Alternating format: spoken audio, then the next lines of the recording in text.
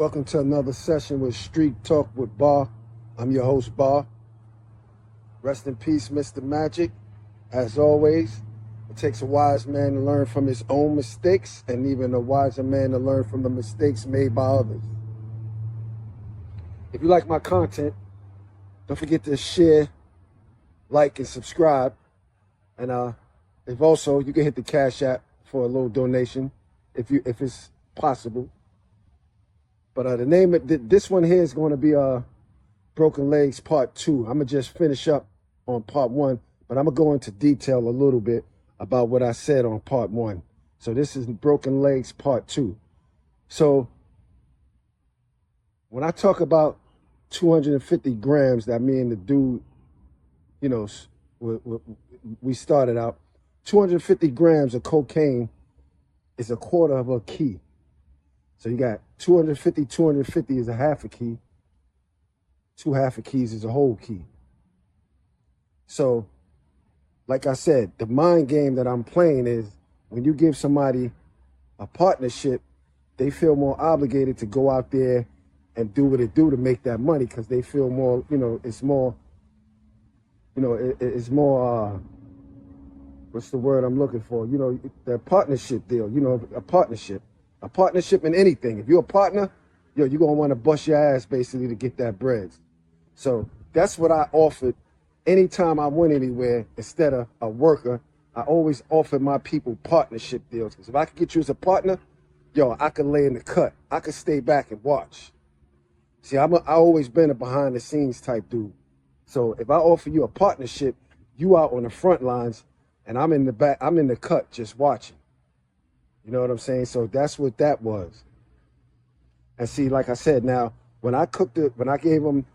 we split the 8,000, when we split the 15,000 and I took 6,500 and he took 8,500, that's another mind game because he looking at it like, damn, this dude is treating me good.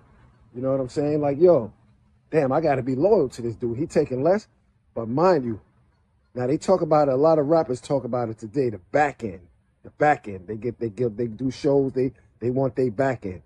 So my back end, now, like I said, I'm just going over this more in detail and slowing it down for some of y'all that might not have picked up on what I was saying in Broken Legs Part 1. Broken Legs for Nothing Part 1. So my back end is, once I take that 250 grams of cocaine and convert it into crack, when I cook it up, I can bring back an extra 125 grams. You know what I'm saying? Rest in peace, Mr. Magic, because now I'm Mr. Magic by magically making some shit that wasn't there appear. And if you know what I'm talking about, you know how to do this. So now, instead of it being 250 grams of crack cocaine, it's 375 grams. So to my partner, I gave him more money on the front end, right? On the front end. When we broke the bread, he got more money than me on the front end. But on the back end, that 125 grams extra, like I said, I got an extra 4,000, 4 to 5,000 that I'm going to split with somebody else or make a move with somebody else. So now that we got that clear, let's move on to the finale of the story. And it wasn't too crazy, but it could have been crazy. But so like I said, the dude had a brother. He was a murderer. He was a murderer. And he just came home. So my stubborn brother, he felt the guy that we was down there with, he been holding us down. With us being out of town, and him being from DC, you got to have a dude like that in order to survive. And even that could go wrong. You know what I'm saying? But they'll flip on the dude from down there. But my man kept telling me, he called me because I had came to South Carolina and started making moves down in South Carolina. So my man called me and told me, yo, kid, talk to Twan, man. Tell Twan to leave, man. I said, why, what's going on? And he explained the situation about, Dave telling his brother that my brother, yeah, that's the guy named Dave, but it came out. Dave telling the dude, brother, now I'm from I'm all the way in New York.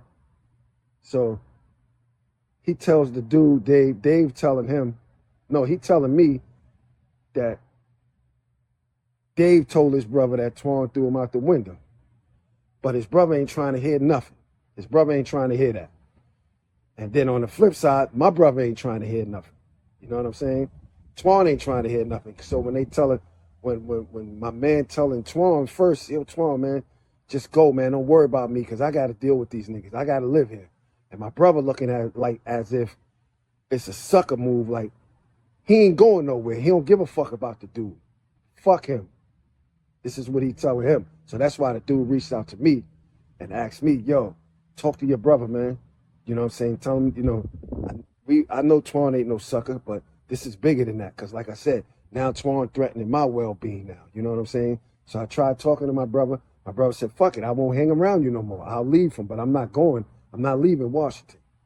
So I hooks up with a dude that I know from D.C. I makes a call, and because my man had all the guns, the dude from D.C. So I links up with a friend of mine that I know, and I Western Union him some money to get my brother some guns for him.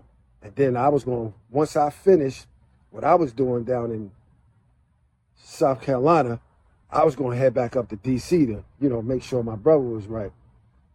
So what wound up happening was on one of my brother's trips back to New York to re-up, he was invited to a party. And at that party, he met the infamous Hen Dog from the Bronx, 112 No Fear. That you might hear Jim Jones talk about that block on 112th Street, Fritz. So he met Hen Dog that night at that party.